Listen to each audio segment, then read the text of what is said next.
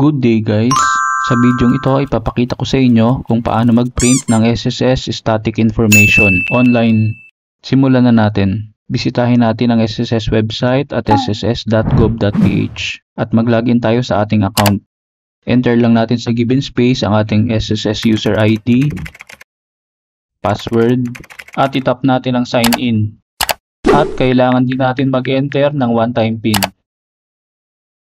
Sa dashboard, itap natin ang Member Information tab.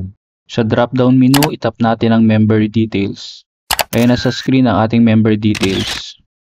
Para ma-print natin ito, itap natin ang 3 dots button sa top right corner ng browser. Sa drop-down menu, itap natin ang Print.